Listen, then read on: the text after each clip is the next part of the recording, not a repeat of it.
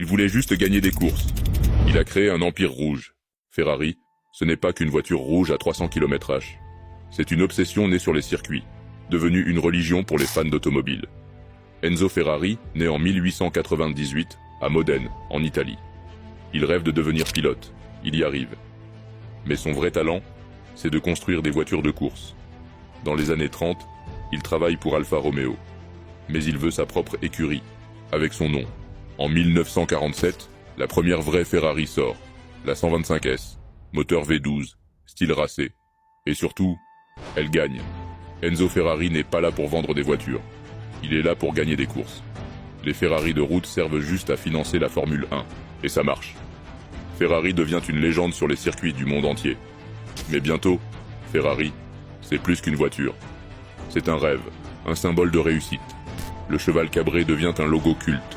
Les voitures sont faites à la main, en petite quantité. On n'achète pas une Ferrari, on est accepté pour en avoir une.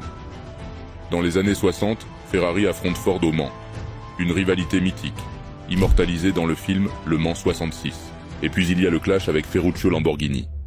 Un client méprisé par Enzo, qui décide de créer sa propre marque. Aujourd'hui, Ferrari est l'une des marques les plus puissantes du monde. En Formule 1, dans les rues, dans les jeux vidéo, partout. Ferrari, c'est l'histoire d'un homme obsédé par la victoire, qui a construit un empire rouge respecté dans le monde entier. Tu connaissais cette histoire? Abonne-toi pour découvrir les secrets des plus grandes marques.